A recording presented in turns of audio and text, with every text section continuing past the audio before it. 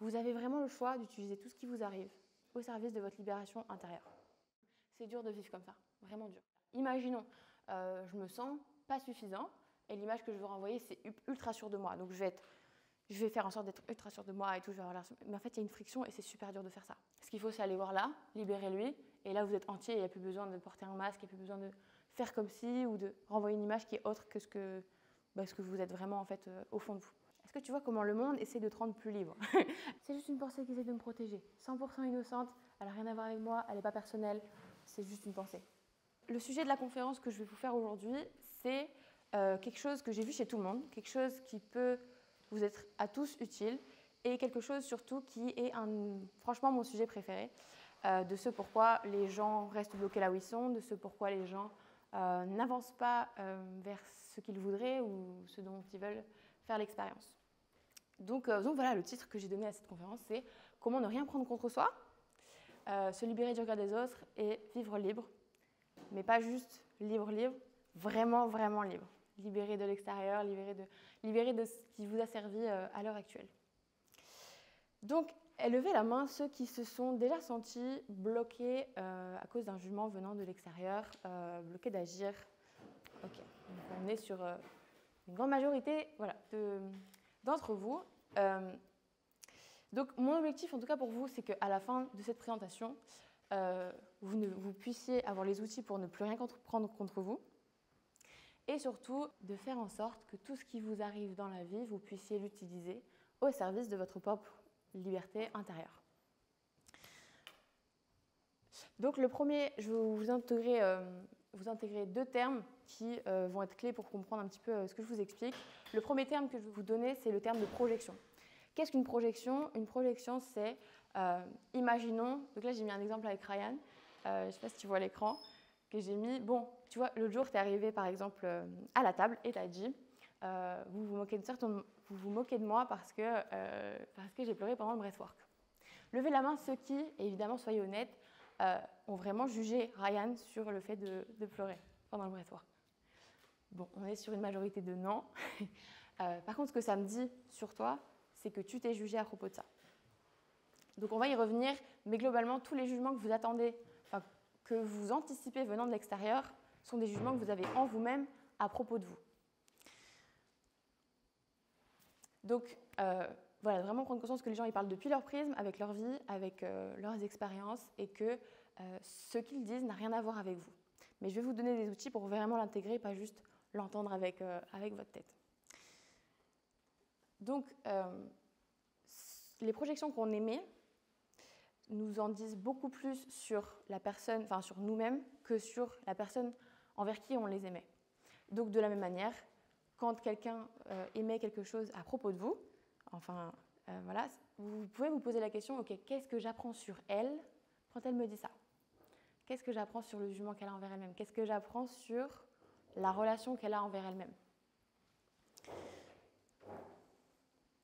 Donc, quand vous avez l'impression de prendre quelque chose contre vous, je vous invite vraiment à déplacer le centre de gravité et en fait à vous demander simplement, ok, qu'est-ce que j'apprends sur cette personne quand elle dit ça?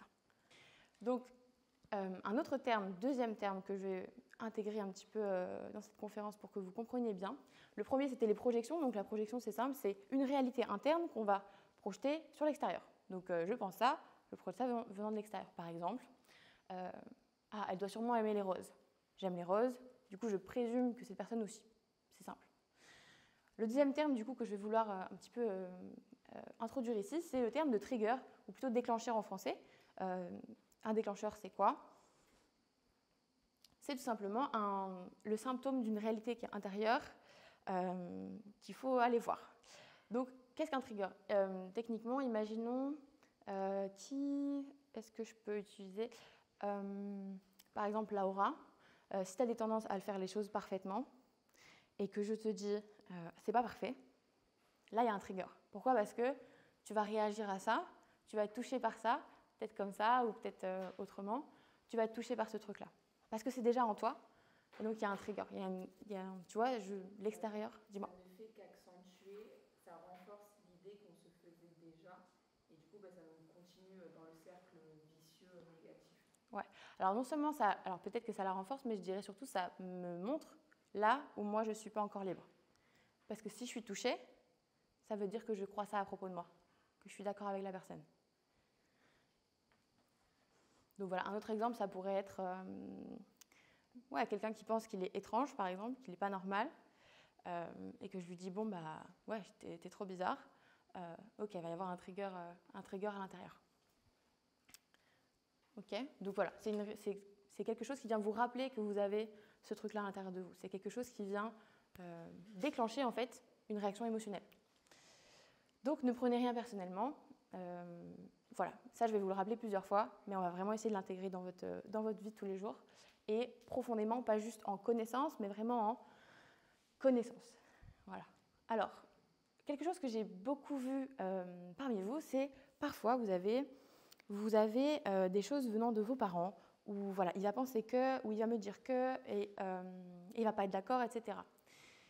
Et sachez que, en tout cas depuis ma perspective, vraiment, notre famille, enfin les gens qui sont autour de nous et qui nous donnent des conseils, nous les donnent parce que c'est le conseil qu'ils donneraient à un mini eux-mêmes. En fait, ils vous conçoivent, quand ils vous disent certaines choses, comme un eux du passé. Et moi, ce que je vais vous inviter à vraiment voir, c'est que vous n'êtes pas ce eux du passé. Je vais vous donner un exemple. Par exemple, ma mère, une fois, donc moi j'avais des problèmes de boulimie il y a 3-4 ans, et ma mère, il y a 2 ans, elle me dit, genre je me sers à manger. Tout le monde voit c'est quoi la boulimie? Okay. Je me sers à manger et elle me dit, waouh, tu vas manger tout ça? Et là, oh. Ok.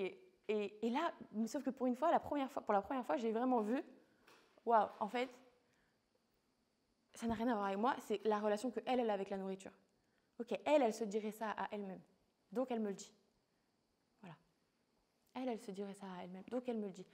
Mais là, pour la première fois, du coup, depuis le début de ma vie, j'ai pu lui dire, parce que c'était très clair à mes yeux, que j'étais juste, enfin, ça n'a rien à voir avec moi, et c'était très clair que j'ai pu lui dire, ok maman, c'est ta relation avec la nourriture, je choisis de ne pas avoir la même. Voilà. Et ça ne m'a pas touchée parce que j'ai pu voir à quel point c'était à elle. C'était son truc à elle et que ça n'avait rien à voir avec moi.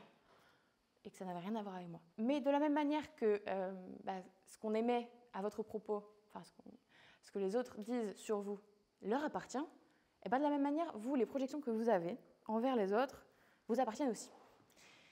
Et donc, vous avez sûrement eu des jugements. Quand vous êtes arrivé, par exemple, ici, et que vous connaissez personne, votre cerveau, il a forcément émis des jugements envers les gens que vous avez rencontrés. Donc d'abord, il a créé des petits jugements sur les gens que vous avez rencontrés. Et voilà, c'est totalement normal, votre cerveau fait ça pour une bonne raison. Et ces jugements-là vous en apprennent, non pas sur la personne, mais surtout à propos de vous, du rapport que vous avez avec vous-même, avec cette partie de vous. C'est pour ça que je vais vous demander de faire un petit exercice juste après et que vous avez tous normalement incarné. Donc, quand vous réagissez négativement à ce que quelqu'un vous dit, c'est parce que vous vous jugez de la même manière. Quand vous réagissez négativement, par exemple si j'avais dit à Laura, ouais, c'est pas parfait et que tu le prends mal, ok, tu sais que tu crois à ce jugement-là. Est-ce que vous avez d'autres exemples de jugements que vous avez reçus et que vous avez pris négativement, par exemple? Moi, mon père qui était en mode, non, t'arriveras jamais dans ce domaine-là, tu lances dans un truc, ouais. Il n'y a aucune chose que ça marche. Il y a une partie de toi qui y croit. Il faut aller libérer cette partie-là et comme ça, quand il te dira ça, ça ne te touchera plus du tout. Ok. Tu sais, et en plus quand il te dit merci de me le dire parce qu'il te montre qu'il y a un truc qui n'est pas libre en toi. Il te montre que tu as un jugement envers toi, tu as un truc que tu crois, qu'il faut aller libérer, qu'il faut aller voir. Et c'est trop une bonne nouvelle, parce que du coup ça veut dire que tu as la main sur l'expérience que tu fais. L'extérieur, il vient te rappeler qu'il y a un truc en toi à aller voir.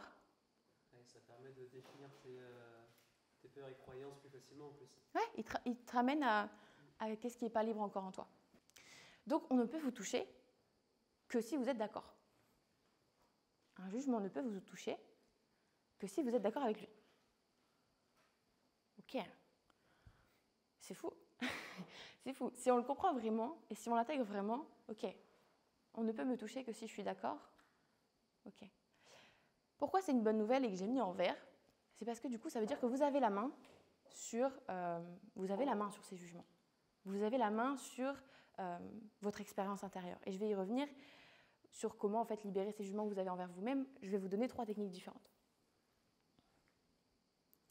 Donc un trigger, c'est quoi? C'est une opportunité. Je reviens sur le mot trigger. Trigger, super simple, c'est quelque chose qui vient déclencher une expérience intérieure, qui vient déclencher voilà, c'est une réaction émotionnelle à quelque chose qu'on me dit, un jugement, une critique, quelque chose qui vient de l'extérieur. Donc un trigger, c'est une opportunité. Merci de me montrer là où je ne suis pas encore libre. Pour en arriver là, voilà, il faut de l'entraînement, mais vraiment, et je vais vous donner un autre exemple. Je me souviens, Noé m'avait bien trigger à un moment donné, parce que moi j'ai un problème avec les bruits de bouche. Je supporte très mal les bruits des gens qui mangent. Et tout, et c'est un problème que j'ai depuis 10 ans et demi, quoi. Ça s'appelle la misophonie et c'est vraiment limite psychiatrique, quoi. Et j'avais dit, et je redoute toujours le moment où je vais le dire dans une relation, parce que au début les gens ils rigolent, ils comprennent pas, ou pire, ils me montrent le geste qui fait que ça va m'énerver encore plus. Ils font tout le temps ça, la plupart du temps. Et je le dis à Noé, je me souviens, j'étais au téléphone avec lui et je lui ai dit ce problème-là, et il a rigolé. Bon, il a rigolé. Alors là, j'étais pas bien du tout parce que vraiment dans mon corps, j'allais pas, colère, triste, tout, parce que c'est quelque chose qui n'est pas encore libre chez moi. Il y a quelque chose que je dois aller voir, il y a quelque chose que je dois aller faire une thérapie, il y a des trucs à aller voir. Et voilà, donc ce trigger-là m'aide à voir là où je ne suis pas encore libre. Donc votre réaction vous donne l'opportunité de vous libérer d'un jugement que vous avez envers vous-même. Donc moi, voilà, ce jour-là, j'étais vraiment trigger, triste, en colère, vraiment, voilà.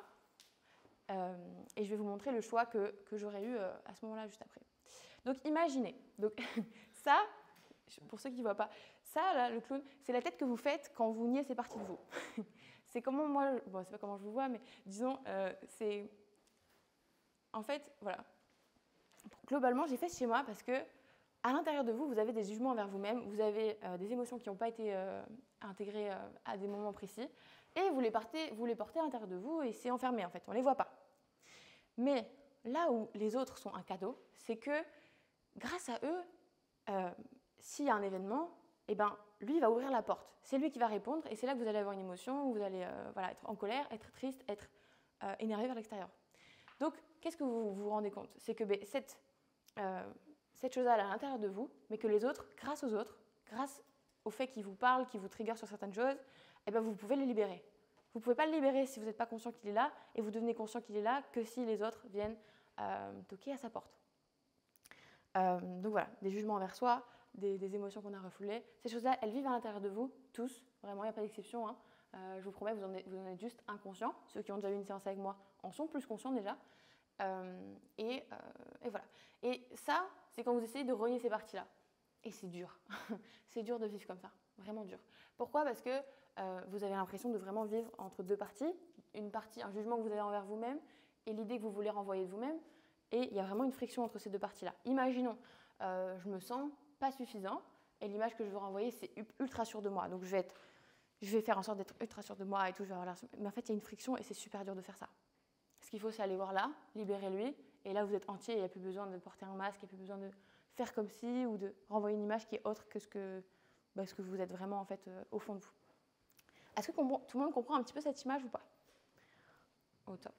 Et vraiment, si vous voyez cette image-là, moi je le vois vraiment, toutes les choses qui s'activent en moi quand on me dit quelque chose et que je le prends mal, je me dis, c'est comme un enfant qui est dans moi et mon travail c'est d'aller l'écouter. C'est comme un enfant qui demande de l'attention. Donc je vais vous refaire cette métaphore. C'est comme un enfant qui demande de l'attention. Qu'est-ce qui se passe quand un enfant demande de l'attention et que vous ne lui en donnez pas?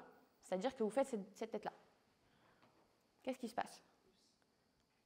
Et ouais, il fait encore plus. Encore plus, encore plus, encore plus. Jusqu'à ce que tu l'écoutes. Qu'est-ce qui se passe quand tu écoutes un enfant qui demande de l'attention? Il va être content et après il fait quoi? Voilà, il s'en va. C'est ça. Si je lui donne de l'attention, ok, et que je le remarque, que je vois qu'il est là, que cette partie de moi elle est là, qu'elle existe, eh ben elle s'en va toute seule. Le moment où je lutte, le moment où c'est dur, c'est le moment où il y a cette partie-là que j'écoute pas, que je veux vraiment pas écouter, et il y a l'autre qui dit ta gueule. Et on l'enterre. Ça devient une sensation, et à terme, ça devient une maladie. Sensation, on entasse, et à terme, ça devient une maladie. Ok, donc en gros, concrètement, comment utiliser tout ce qui vous arrive au service de votre libération personnelle? Parce que moi, c'est comme ça, c'est vraiment comme ça que je vois ma vie. Je vois vraiment ma vie en mode, bon, le vrai game, il est interne, ça j'ai vraiment compris. Le vrai game, il est interne, tout le monde extérieur, il est juste là pour me montrer là où je ne suis pas encore libre à l'intérieur de moi. quand des gens ont des jugements ou n'en ont pas, enfin, etc. Et mon travail, c'est juste d'utiliser cet extérieur pour me libérer à l'intérieur. Donc la première chose, comme je vous l'ai montré, c'est vraiment de prendre conscience que ces choses sont là. Déjà, de devenir conscient que c'est là. Et je vous ai mis cette citation que j'aime beaucoup, qui dit « La décision la plus importante que nous prenons, c'est de savoir si nous croyons vivre dans un univers amical ou hostile. » Et moi, en tout cas, c'est ma foi, qu'on n'est pas là pour... Enfin, c'est pas hostile gratuitement, et que, en fait, moi, je choisis de croire, et je dis pas que c'est vrai, en tout cas, mais c'est mon choix, je choisis de croire que le monde, il est là pour essayer de m'aider à me libérer de trucs. Il est là pour m'aider à atteindre plus de libération intérieure. Et je vais vous donner un exemple, c'est que si vous voyez quelqu'un dans votre vie vous avez l'impression qu'il tourne en rond et qu'il lui arrive toujours les mêmes trucs et qu'à l'infini, vraiment, et ça revient et tout, et il n'a toujours pas compris. Pour moi, c'est vraiment la vie qui essaie de lui montrer, voilà là où tu n'es pas encore libre, tu n'as pas encore compris. Voilà où tu n'es pas encore libre, tu n'as pas encore compris. Et ça recommence, et tant que tu n'as pas compris, ça recommence. Si vous avez l'impression dans votre vie qu'il y a des situations qui recommencent, des trucs qui arrivent et tout, pour moi, c'est vraiment la vie qui toque à votre porte. Est-ce que tu es sûr que tu as vraiment se libéré ce truc ou est-ce que tu l'as juste enterré pour l'instant? Donc voilà, je vous ai mis une photo qui est extrait de ma formation, que j'aime beaucoup, et je vais vous décrire pour ceux qui ne voient pas, parce qu'elle est un petit peu petite. Mais en fait, c'est simple. Imaginez un arbre. Voilà, il a des branches, des feuilles, et parmi ces feuilles, imaginons qu'il y a la feuille jalousie. Et on va voir que le tronc, c'est je me compare, et que, la branche, c'est je me compare, et que le tronc, c'est en fait je me sens pas suffisant. Ben pour moi, le travail, imaginons que je suis jalouse, donc ça veut dire que je vois une fille et que je suis jalouse. Ok, mon travail à moi, c'est d'aller retourner à l'intérieur, de voir qu'est-ce que je peux apprendre de moi, qu'est-ce que ça veut dire cette jalousie, qu'est-ce que ça me dit de moi au fond que je ressens ça envers cette personne. Donc pour moi, cette personne, vraiment, c'est pas envers elle que je vais m'attaquer. Je vais pas me dire ah elle machin. Non, je vais me dire ok, qu'est-ce qui n'est pas encore libre à l'intérieur de moi qui fait que j'ai besoin de me sentir comme ça pour le voir. Donc voilà. Pour moi, là, je vous le dis, par exemple, c'est vraiment... je crois qu'elle a quelque chose auquel moi, je n'ai pas accès. Je crois qu'elle peut avoir quelque chose auquel moi, je n'ai pas accès. Je crois qu'il peut avoir quelque chose auquel moi, je n'ai pas accès. Et du coup, le travail, c'est de voir, ok, est-ce que vraiment questionner, est-ce que tu es sûr que tu ne peux pas avoir accès à ça toi aussi? Et du coup, la personne, elle ne devient plus une source de jalousie, mais d'inspiration.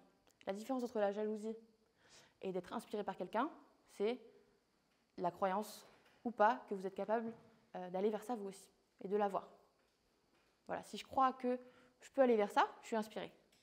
Si je crois que je ne peux pas aller vers ça, je suis jaloux. Voilà. Donc pour moi, la jalousie, c'est vraiment juste un moyen de se rappeler, ok, est-ce que je peux avoir, où est-ce que je peux aller libérer quelque chose en moi? Donc je vais vous donner un exemple personnel aussi de comment j'ai pu un petit peu libérer ma relation avec la tristesse. Au tout début de ma formation, vers les 3-4 mois au début, il y avait un module sur la somatique. Et moi, je n'étais pas très connectée à mon corps. Hein. Là, on dirait et tout, je parle comme ça. Mais je n'étais pas très connectée à mon corps et ça a été un travail. Ça a été un travail long et fastidieux de reconnexion à mon corps sous plein de techniques, plein de formes, etc. Et ce qui s'est passé, c'est que moi, toutes les semaines, j'avais un nouvel outil que l'école me donnait et je l'utilisais chaque semaine, je l'utilisais chez quelqu'un, une étudiante de l'école. Et je trouvais, quand j'étais en séance, les gens pleuraient beaucoup, quoi. Et moi, je ne comprenais pas. Je me disais, ils pleurent beaucoup et tout. Et moi, je n'avais pas pleuré depuis peut-être 2 ans, en vrai. J'avais peut-être pleuré depuis longtemps. Et tout, et je les voyais pleurer. Et je voyais bien qu'à chaque fois que je les menais à cet endroit-là, j'avais de la gêne. J'étais pas très bien. Je ne comprenais pas. Et il y avait vraiment un espace qui se créait. J'avais des jugements qui se créaient. Mais pourquoi ils pleurent? Et tout. Et en fait, donc, au début, évidemment, ta projection, tu la gardes comme ça. Bon. Et moi, au fur et à mesure, j'ai compris, ok, qu'est-ce que mon rapport avec cette personne, sa tristesse, m'apprend sur moi, mon rapport à ma tristesse. J'étais pas ok avec ma tristesse, en fait. Pour moi, tristesse égale être faible à ce moment-là. Donc, évidemment, je voulais pas le ressentir. Donc voilà, j'ai retravaillé cette relation, en fait, entre la tristesse et la faiblesse, de voir qu'il n'y a aucun lien, que le pleur, c'est juste un relâchement somatique, que c'est neutre, qu'il n'y a ni bien ni mal, et maintenant j'arrive à pleurer.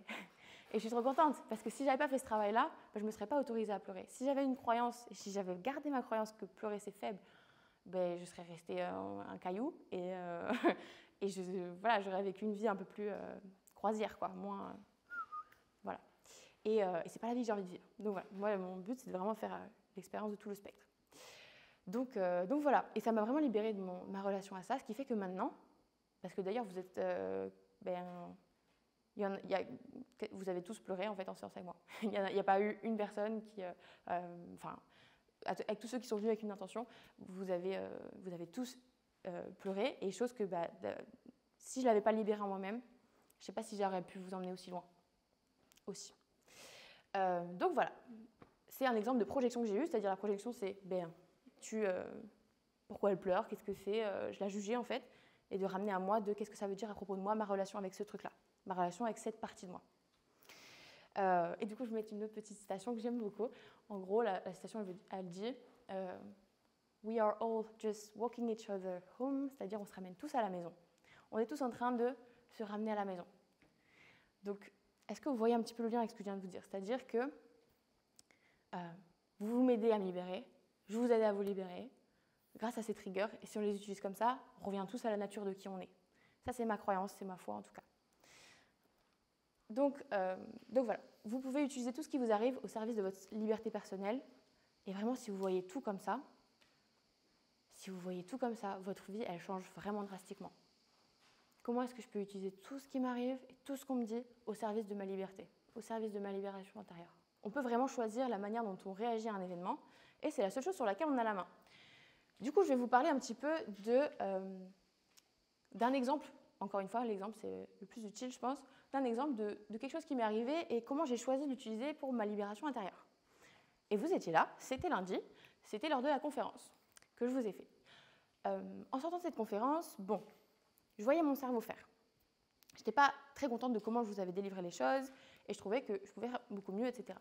Donc j'avais beaucoup de jugements envers moi-même qui passaient dans ma tête. J'ai la chance d'avoir une conscience de moi qui me permet de voir ces jugements passer dans ma tête. Première chose. Donc j'avais des projections, c'est-à-dire des jugements, des projections, des choses qui se passent dans ma tête, etc. Le trigger, ça a été vraiment émotionnel, genre dans mon corps, je me sentais, si je le voyais vraiment en tant que sensation, dans mon corps, c'était vraiment, mes jambes, elles sont un petit peu faiblardes, j'étais dans mon lit comme ça et tout, et j'ai juste ressenti la sensation, ressenti le truc. Voilà. En tant que sensation, c'était vraiment comme si mes jambes étaient très fébriles et voilà. Donc j'aurais pu créer des projections et en faire une identité en fait. J'aurais pu en faire une identité. J'aurais pu me dire, peut-être que moi, mon vrai skill, c'est les one-one et en fait, j'aime pas faire des conférences. Ça aurait été faire une identité pour me protéger la prochaine fois de revivre ça en fait. Voilà. Mais j'ai choisi de ne pas faire ça. Ce que j'ai choisi, c'est d'utiliser cette situation pour me libérer. Donc, qu'est-ce que j'ai fait? Qu'est-ce que cette émotion m'apprend à propos de moi-même? Comment est-ce que je peux la retracer et la suivre pour qu'elle m'emmène vers un niveau de liberté encore plus profond? Et je vais vous le dire, c'est que j'ai écrit sur mon carnet après une sieste, parce que d'abord, j'ai ressenti la sensation, après j'ai dormi 4 heures, et après je me suis réveillée, et j'ai écrit sur mon carnet, j'arrive à m'aimer même dans ce que je perçois comme étant un échec. J'arrive à m'aimer même dans ce que je perçois comme étant un échec. C'est une énorme liberté de se dire ça. Le degré de liberté, quand on en arrive là, à se dire, mais même si j'échoue, je m'aime quand même. J'ai réussi à en arriver là. Pourquoi? Parce que tout au long de l'expérience, je suis sortie de là, j'ai ressenti ma sensation, je me suis aimée à travers ça, je me suis laissée ressentir, je ne suis pas créé des jugements, ni une identité, j'en ai rien fait en fait. J'ai juste ressenti et je suis ressortie de l'expérience en me disant en fait, je peux m'aimer même dans l'échec. Et ça, c'est la plus grande des libertés. Ça veut dire que plus tard, quoi qu'il m'arrive, je sais que je peux compter sur moi et à revenir à ça. Alors, et du coup, je vais un petit peu introduire ce concept-là aussi, si l'ordi me le permet. Voilà. Tout ce que je viens de dire un petit peu part du principe que notre expérience intérieure est 100% à nous. Les autres l'évoquent en nous, comme tu me disais tout à l'heure, Laura, les autres l'évoquent chez nous, mais elle est à moi, cette émotion. Elle est à moi. Mes pensées, elles sont à moi aussi, et mes sensations aussi. Là, on souffre, c'est on dit, tu as provoqué ça chez moi. Tu es la cause de mes problèmes. Là, c'est la projection extérieure, donc c'est la voie pour rester bloqué, en fait. C'est la voie pour rester vraiment en surface, et c'est la voie de la projection, juste là.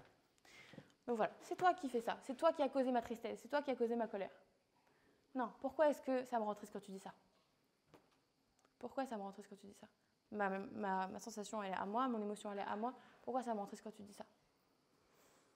Donc cette émotion, elle m'appartient. Donc comment est-ce que je peux l'écouter pour mieux me comprendre et aller au service de ma liberté? Donc voilà, là on reste vraiment au niveau de surface. Et là, on descend dans, ok, cette émotion, elle est à moi. Tu l'as évoquée chez moi, oui. Elle n'est pas à 100%, voilà. Tu l'as évoquée chez moi, mais elle est à moi. Elle est à moi, et moi, ce que je vous invite surtout, c'est à ressentir vos émotions. Quand quelqu'un vous trigger, ressentez le truc au lieu d'y réfléchir. Et je vais vous donner un exemple. L'autre jour, j'ai une amie qui m'appelle et qui me dit, ouais Anaïs, mon copain, l'autre jour, il m'a rendu trop triste. C'était horrible. Il est sorti de la pièce et je me suis sentie abandonnée.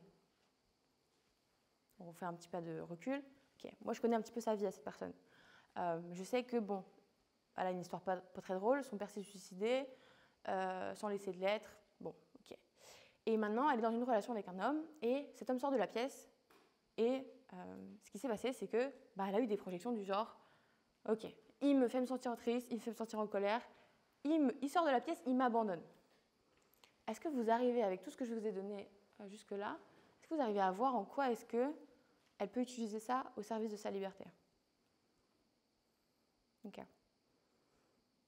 Comment elle peut retracer? Donc elle a deux choix. Soit elle va aller s'embrouiller avec lui et dire « ouais, c'est ta faute si je me sens comme ça, ouais, c'est ta faute si je me sens comme ça », et donc vraiment rester en surface et fuir ce qui est à l'intérieur. Ou alors elle peut se dire, voilà, elle peut se dire ça, « c'est ta faute si je me sens triste, pourquoi tu m'abandonnes ?»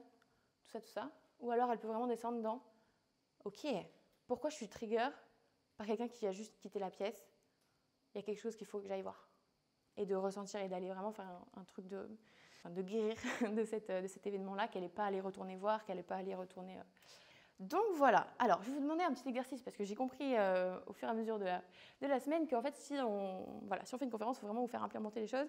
Donc si vous avez un carnet, je vais vous inviter à écrire un jugement ou une croyance que vous avez eu envers quelqu'un quand vous êtes arrivé ici, ou pendant la semaine.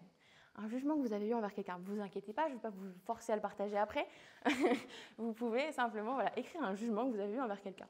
Et je ne dis pas que c'est vous, c'est un jugement. Donc c'est vraiment un truc qui passe dans votre tête. Vous vous souvenez de mon exemple avec le racisme. Ce n'est pas parce que j'ai une pensée raciste que je suis raciste. Je me dis juste, qu'est-ce que c'est que cette phrase, d'où ça vient, et qui m'a mis ça dans la tête.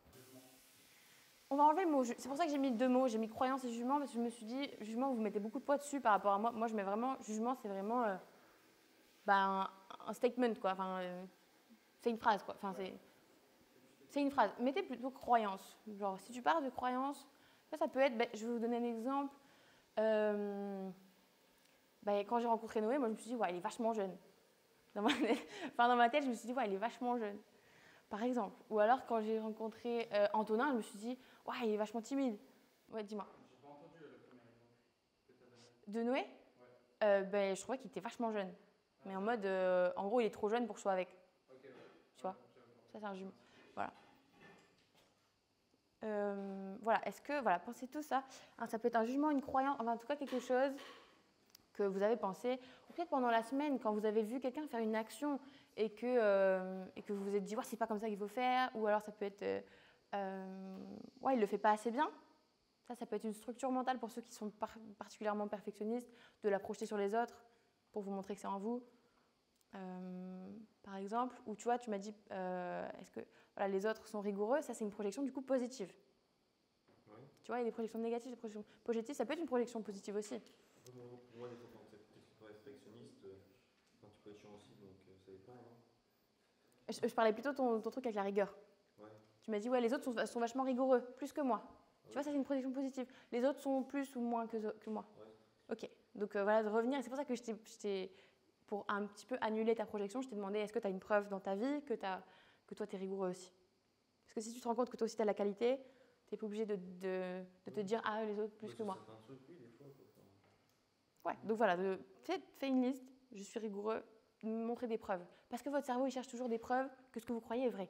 Donc si tu te dis, je suis pas rigoureux, tout ça, il va faire toute la liste, ah oui, c'est vrai, non. Alors que si tu dis, je suis rigoureux, ok, tu vas trouver des preuves. Quoi. Vous avez tous un jugement d'écrit? Ouais, à peu près? Ok. Donc, à partir de là, je vais vous demander, vous poser la question, qu'est-ce que ce jugement que j'ai eu envers cette personne, ou cette croyance, elle m'apprend à propos de moi-même? Donc, c'est un exercice évident, ok?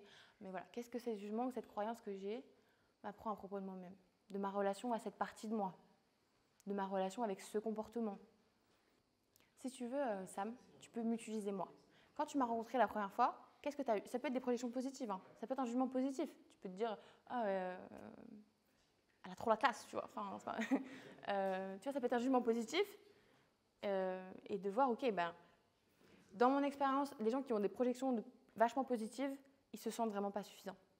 Et il faut aller chercher dans pas suffisant. Et du coup, moi, je le prends pas pour moi. Quand les gens me sont vachement positifs envers moi, je me dis, faut aller voir comment est-ce que je peux le ramener moi à mon niveau. Enfin, t'es comme moi, viens, on se met au même niveau, quoi. Ouais, c'est vrai. Dis-moi.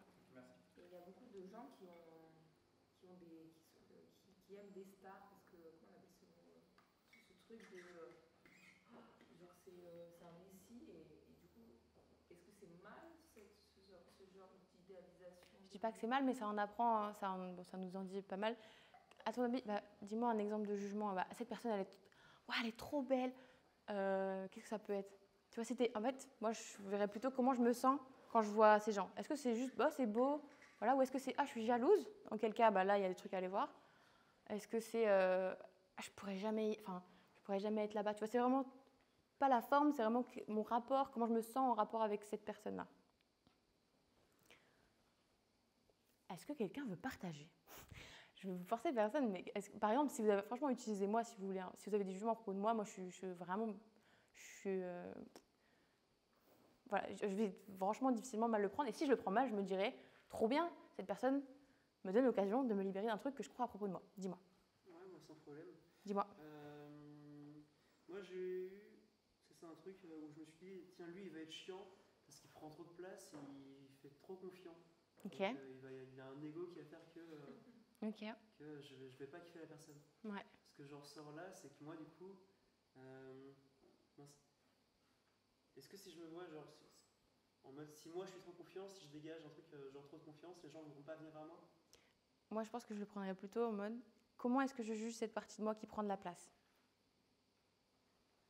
Quand je m'autorise à prendre de la place, est-ce que je suis OK avec moi-même?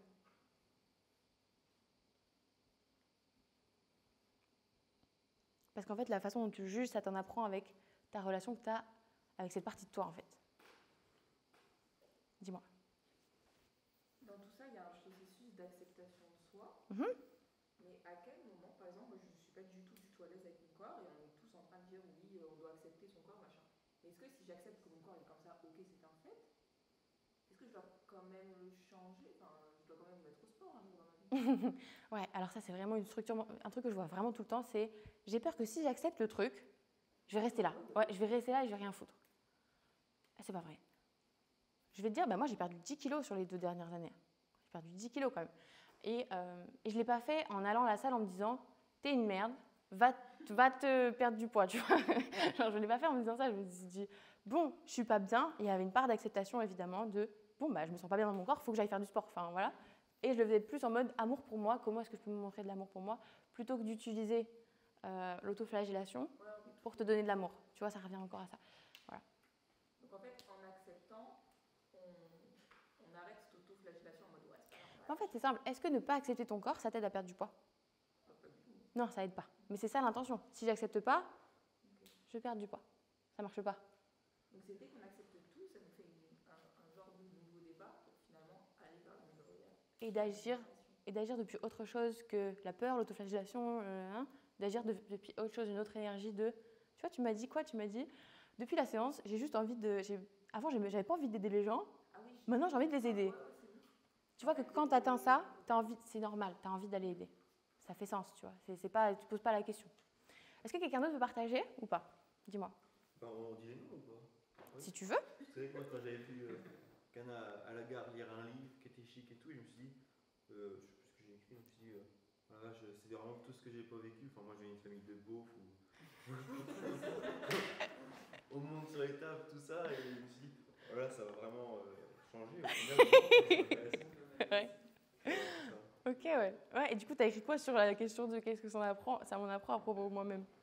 bah, que mon ado, je pourrais être différent pour le même milieu, on peut être courageux, tout ça. Et C'est ça. Ça peut être ça. Comme ça, quoi. Ou ça peut être la coquetterie, c'est un truc que j'ai pas du tout développé chez moi. Ouais. Du coup, quand je le vois à l'extérieur, c'est quoi ce truc, tu vois? Voilà, ok. Tu sais juste que cette partie-là, elle n'est pas très développée. Est-ce que tu as envie de la développer ou pas? Ouais, c'est ça. Dis-moi. Moi, c'est particulier parce que, comme je dis, c'était flou, c'était en Ouais. brouillard. Et peu à peu, en essayant de me libérer. Mais par exemple, je vais prendre l'exemple de Melvin, qui était à côté de moi le premier soir. Ouais. Moi, j'étais OK avec tout le monde et tout. Et j'ai l'impression que je parlais à Melvin, genre, ils s'en foutaient. Moi, dans mon expérience, quand les gens ont l'impression qu'on les écoute pas, c'est parce qu'ils sont pas en train d'écouter un truc en eux. Ouais. À l'intérieur, ils s'écoutent pas. Il y a un truc qui n'est pas écouté. Et du coup, ce truc interne va être projeté à l'extérieur. Les autres m'écoutent pas. Les autres m'écoutent pas. Personne m'écoute. Et tu le sais, quand c'est comme ça, si tu projettes ça sur tout le monde. Il m'écoute pas, il m'écoute pas, personne m'écoute en fait. Personne m'écoute, je m'écoute pas. Et on vient à l'exercice juste après qui va faire une bonne transition. Dis-moi. Mais c'est par rapport à soi-même qu'on s'écoute pas ou par rapport aux autres J'écoute pas une partie de moi qui est bloquée dans la petite cage dans mon clown.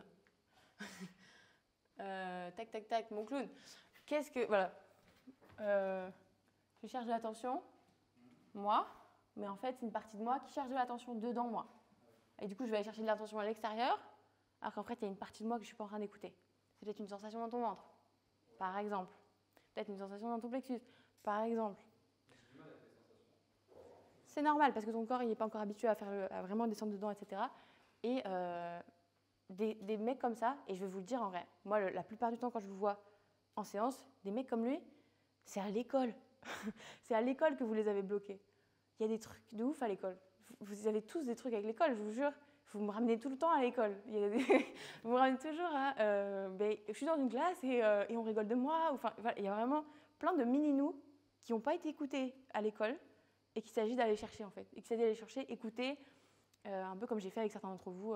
Voilà, je vous ai ramené à ce souvenir-là. Et je vous les ai laissés parler depuis cet enfant en vous qui n'a pas pu s'exprimer à ce moment-là, quoi. Voilà, l'idée c'est de le libérer lui, en fait c'est lui qui est bloqué dans le passé. Notre taf c'est de refaire un avec toutes ces parties de nous dans le présent. Je dis pas que c'est facile, je vous donne des outils et voilà, ok.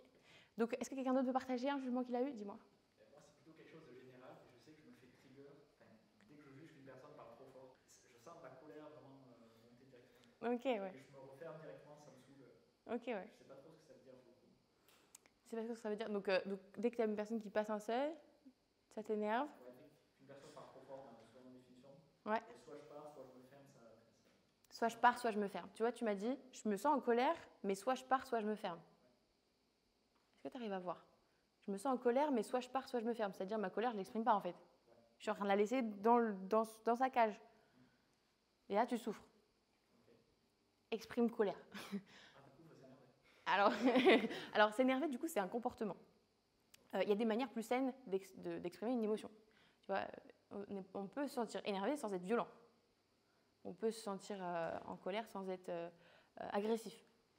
Ce qu'il faut, c'est écouter cette colère. Ok, bah déjà, en tant que sensation, ça ressemble à... Deviens curieux un peu. Et colère, en tant que sensation, c'est quoi? Souvent, c'est dans les bras et tout. Est-ce que tu as accès déjà tout de suite ou pas à ça? Dans ton corps? Tu vois, là, si tu y penses et que tu fermes les yeux et que tu penses à quelqu'un qui parle fort, fort, fort, fort, je te jure, donc, voilà, bah, tu peux faire l'expérience. Voilà, ferme les yeux, connecter à ta respiration et juste de penser à un moment où il y a quelqu'un qui a parlé fort. Fort, fort. Hein, il peut utiliser les souvenirs, pas de problème. Bon, je dis pas que c'est facile parce que voilà, il y a des gens autour, etc. Mais vraiment connecter à ta respiration. T'as accès un petit peu à la sensation ou pas du tout? Ok, c'est où dans ton corps? Plutôt là, dans ton ventre. Ok. Donc tu vois que tu peux la ressentir sans être violent. Ok. Donc vraiment de descendre à son niveau. Voilà, de respirer à l'intérieur, essayer de la laisser là exactement telle qu'elle est, sans avoir besoin qu'elle change, sans avoir besoin qu'elle parte, sans avoir besoin de la fuir.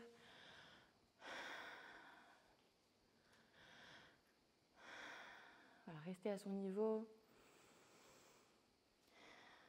Plus tard, si j'étais toi, je prendrais un carnet et j'essaierais de lui donner la parole, voilà, comme si on lui donnait le micro. Tu vois, là, par exemple, si on lui dit, voilà, je te donne le micro, tu peux parler avec je et au présent. Qu'est-ce qu'elle dirait, cette sensation, à travers toi, avec je et au présent, si on lui laisse parler? Qu'elle peut dire tout ce qu'elle veut, elle peut insulter des gens, c'est juste une partie de toi, c'est pas toute ta personne. Qu'est-ce qu'elle dirait? Ouais.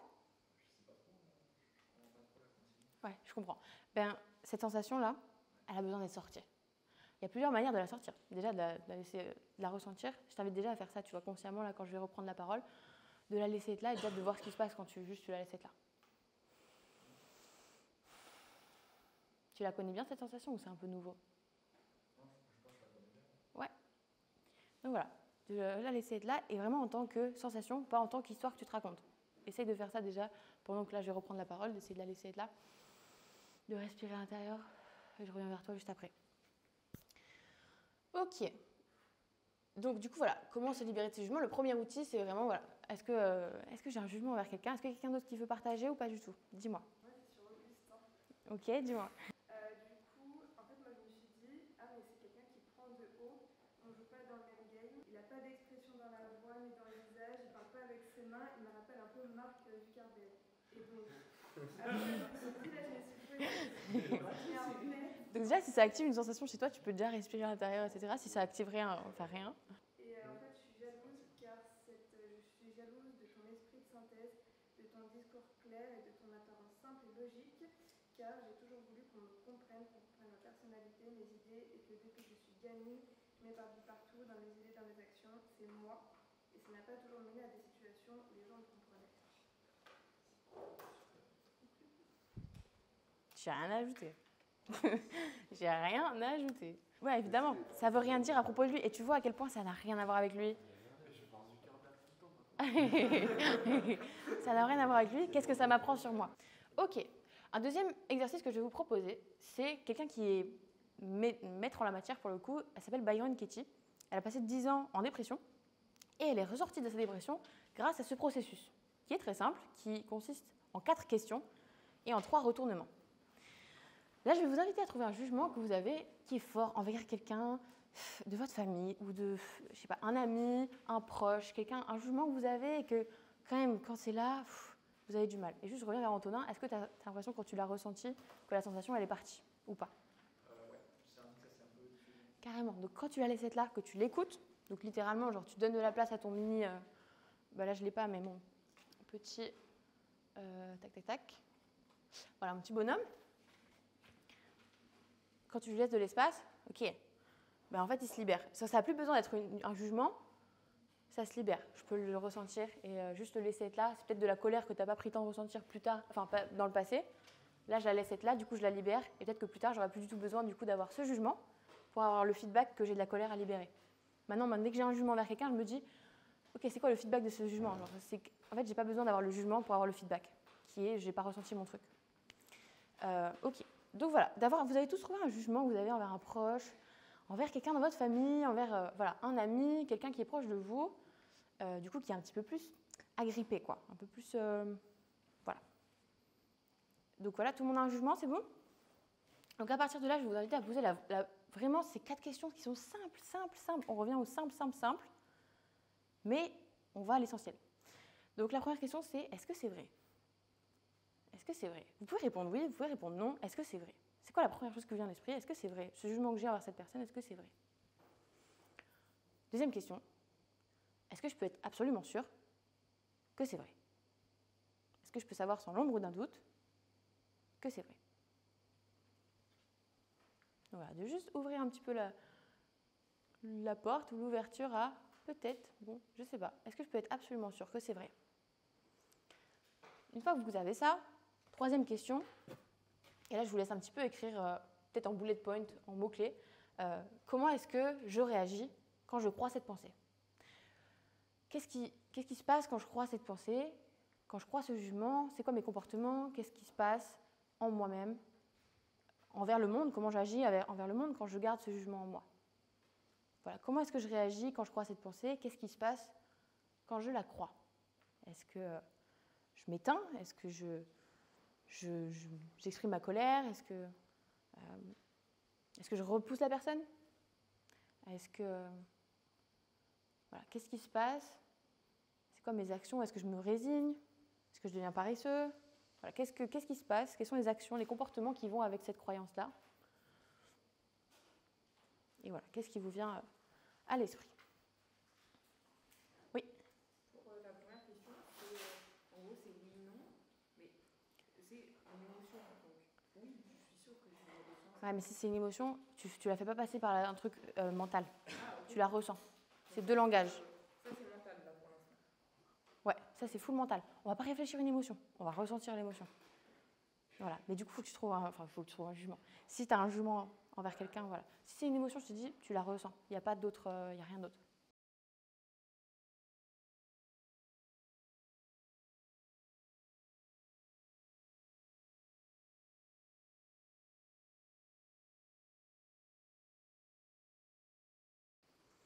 Ok, donc à partir de là, voilà.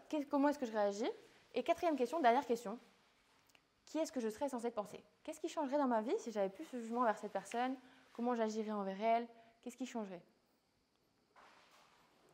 Qu'est-ce qui changerait? Voilà, qui est-ce que je serais censée penser? Donc voilà, prenez votre temps. Qui est-ce que je serais censée penser? Comment serait ma vie sans elle?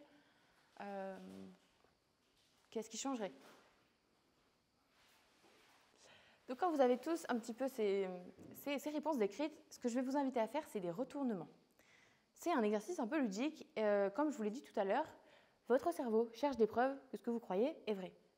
Donc, on va voir comment est-ce qu'on peut explorer un autre angle et trouver des preuves en quoi c'est vrai.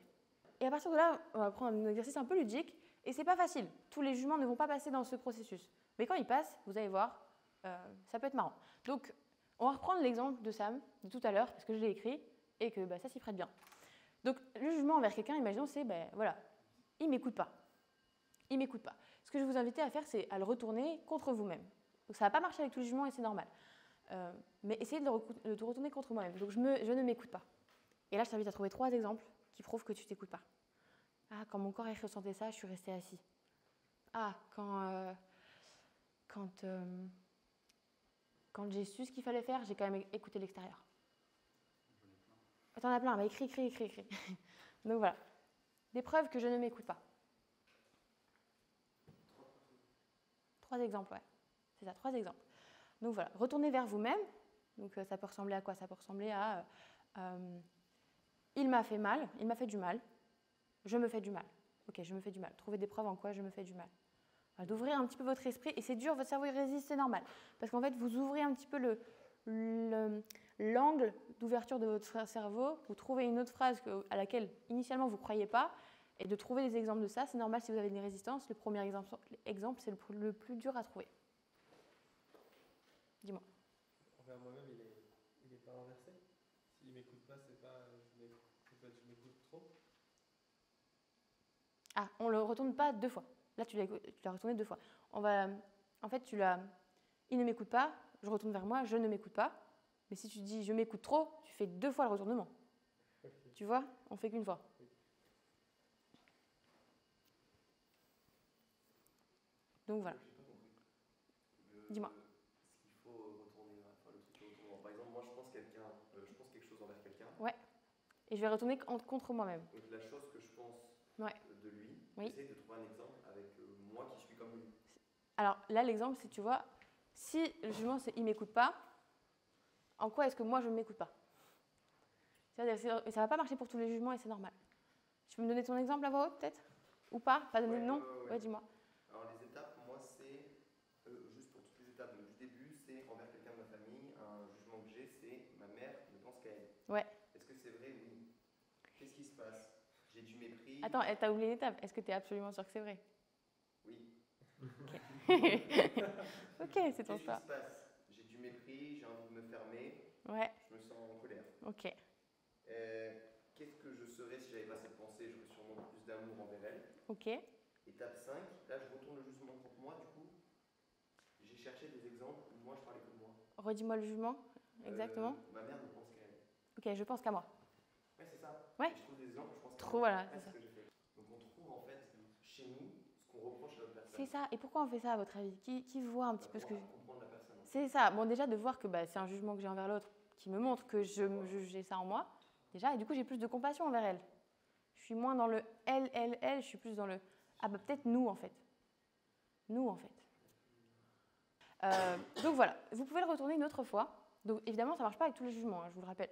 Mais vous pouvez le retourner une autre fois avec envers l'autre. C'est-à-dire, ok, lui ne m'écoute pas, Moi non plus. Genre, je ne l'écoute pas non plus. Évidemment, ça ne marche pas avec tous les jugements. Donc, je ne l'écoute pas et de trouver, pareil, 3 exemples que c'est vrai.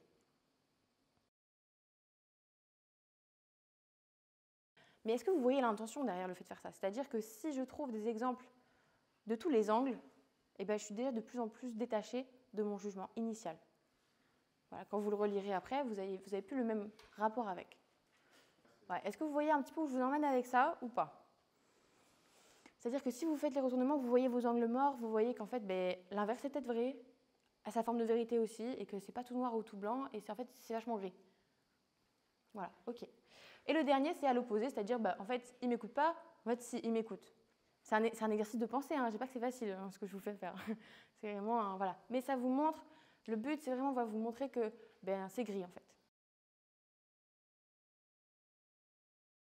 Donc ça, c'est un processus qui vous aide à passer au-delà de vos projections, de vos jugements, etc. Et je vais vous en donner un dernier pour laisser partir ces jugements. Super simple, pour laisser partir un jugement ou une croyance que vous avez, et de faire cet exercice super simple où vous vous dites, alors il n'est pas de moi d'ailleurs cet exercice, il est de l'Université de Santa Monica, je vais quand même redonner les sources, et c'est super simple, on se dit, je me pardonne d'avoir cru que 1, 1, 1, et la vérité c'est que 1, 1, 1. Je me pardonne d'avoir cru que le perfectionnisme allait me protéger du regard des autres. La vérité c'est que en fait ça ne me protège pas et ça me fait souffrir. Dis-moi. Si c'est des faits. Ah, il n'y a pas de fait. Dis-moi, c'est quoi un fait? Ma mère pose trop de questions et me raconte trop de vie. Ok. Alors, est-ce que tu peux être absolument sûr que c'est un fait? Alors, on va partir sur la définition de fait. Fait, c'est quoi? C'est que ça ne peut pas ne pas être comme ça. On est d'accord? C'est un fait, c'est-à-dire que ça ne peut pas ne pas être comme ça. Oui. Ok. Est-ce qu'il y a d'autres gens dans ta famille qui n'ont pas cet avis? Enfin, il y a des gens qui sont moins sensibles, oui, je pense, qui aiment bien, qui aiment pas. D'accord. Donc, vous avez tous une vision différente d'elle. Donc, c'est pas un fait. C'est comment moi je la vois. Ouais. Donc, on va revenir à ça déjà. Et c'était quoi ta question du coup? La vérité, c'est que pour moi, elle parle quand même. Ouais. Elle raconte quand même trop sa vie. Ok. En quoi ça t'informe sur ta relation avec le fait de parler aux autres? Le fait de raconter ta vie à toi? Est-ce que toi, tu es à l'aise avec cette partie de toi qui raconte sa vie, qui parle beaucoup?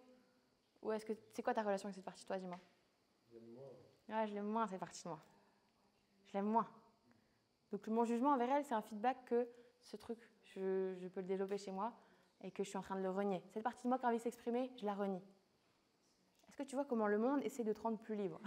Est-ce que tu vois comment est-ce que toi qui vois ta mère et qui te dit « Putain, elle parle trop, elle en dit trop et tout et tout », ok, je rejette la partie de moi qui ne s'exprime pas. Est-ce que tu es à l'aise avec la partie de toi qui parle, qui s'exprime, qui dit ce qu'elle veut? Du coup, comment tu formules cette phrase?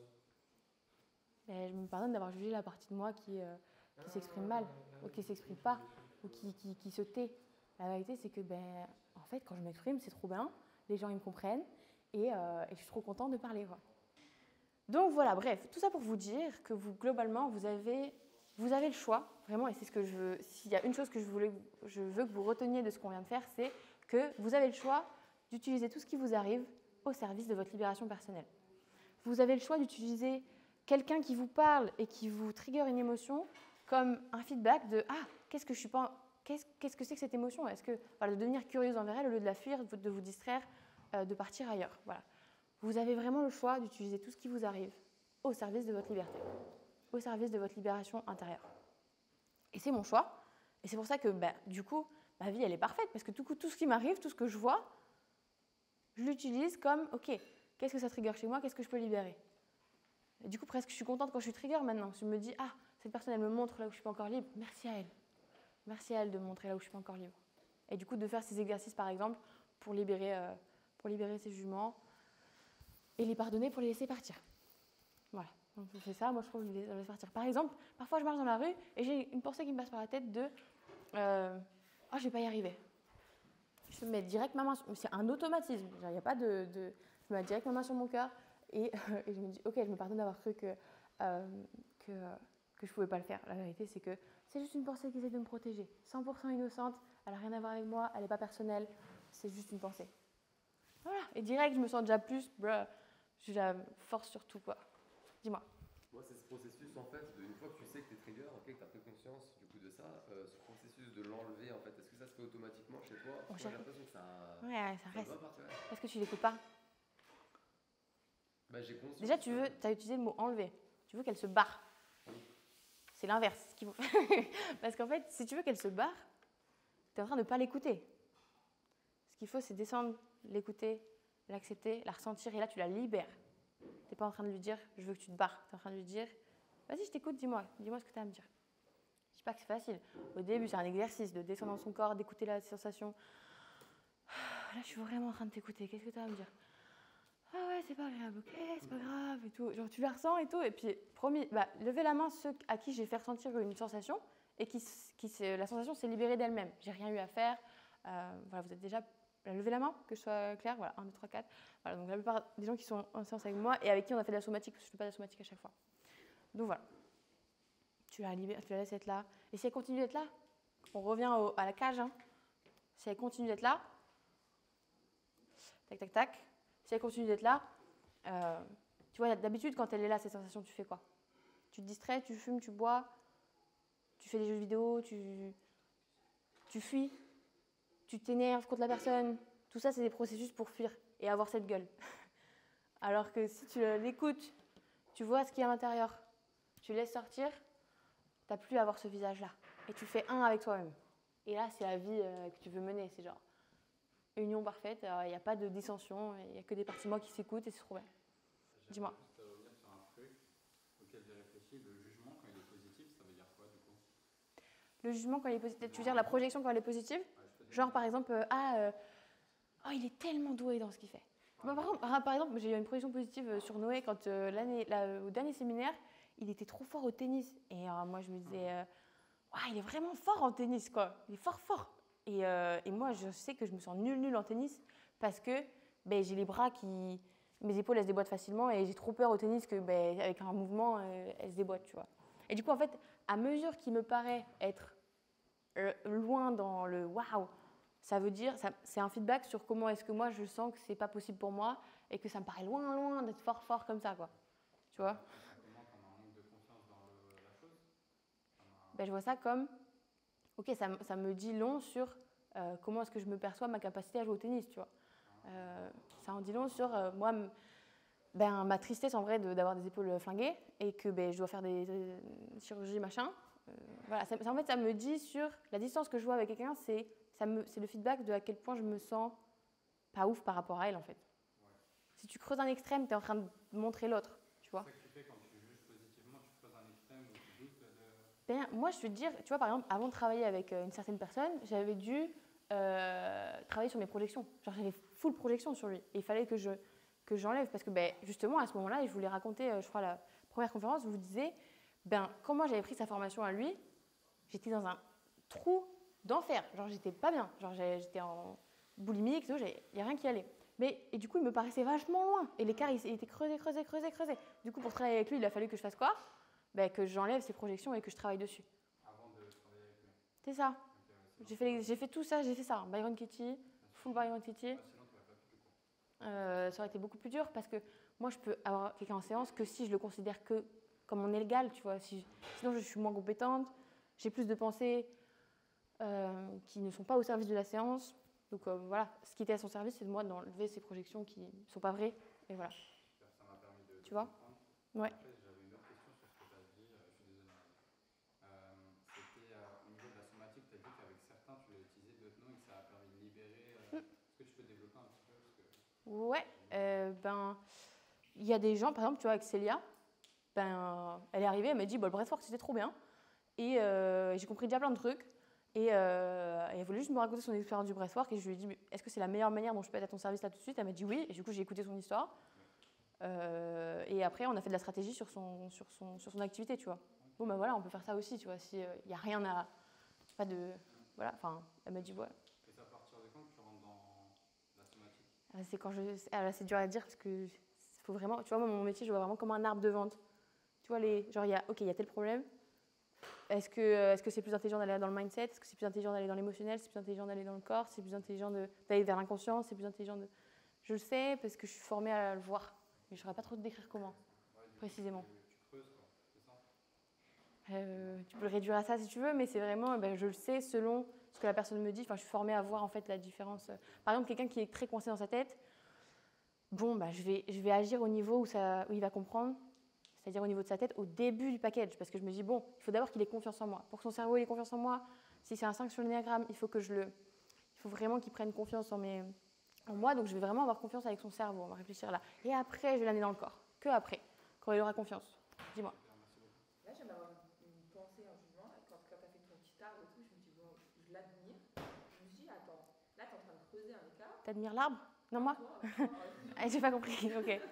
non, quand tu as fait ton truc d'arbre, genre, ça m'a. À quel point tu as l'impression que j'avais compris et pas toi? Non, parce que j'ai compris vraiment ce que tu racontes. Mais du coup, il y a eu j'ai créé cette distance. Ouais. Parce que toi, je t'ai admiré. Mais moi, ça ne voulait pas forcément dire que je ne m'admirais pas. Ouais, c'est ça. Ça voulait juste dire. Mais du coup, c'est inspiration, c'est pas jalousie, tu vois. Mais du coup, c'était pas la jalousie, mais enfin, j'ai jugé. Mhm. C'était pas négatif, c'était positif. Ça a creusé un écart, mais pourtant. Est-ce que tu t'es senti mal de penser ça? Non. Mais alors le change pas, garde. Bah non, c'est trop bien, au top. Si c'est à changer, c'est seulement si ça vous trigger, c'est-à-dire si vous avez une réaction émotionnelle à ce truc-là. Vous n'allez pas prendre n'importe quel jugement et juste faire le truc avec, tu vois. C'est seulement si vous vous sentez emprisonné d'avoir ce jugement. Vous voyez? Si vous trigger, si par exemple j'entends des gens parler trop fort, je me sens en colère, là tu vas y aller. Je me sens, je sais pas, alors il y a quelqu'un qui me dit que c'est pas parfait, je me sens triste, là je vais aller travailler dessus. Sinon, il n'y a pas de travail à faire, il n'y a rien à faire. Il n'y a rien de quoi te libérer. Donc voilà, super simple de revenir à cette frame-là que j'aime beaucoup. Je me pardonne d'avoir cru que, et la vérité c'est que. Voilà. Et j'ai aussi, je vais vous donner un dernier tip. Moi j'ai un ancrage, quand quelqu'un me dit quelque chose et que je ne veux pas que ça rentre dans ma tête, je me fais un bisou. Je me fais un bisou. Je sais pas, genre, pour moi ça refait le lien avec mon corps, ça, voilà, vous pouvez l'utiliser ou pas, en tout cas moi je sais que ça marche trop bien sur moi. Voilà, donc vous pouvez utiliser tout ce qui vous arrive au service de votre libération intérieure, si ça active des choses chez vous, des émotions, etc. Revenez à la racine, utilisez ces outils que je vous enverrai. Et voilà, globalement, vivez libre et en paix. Et voilà. Parce que, voilà, c'est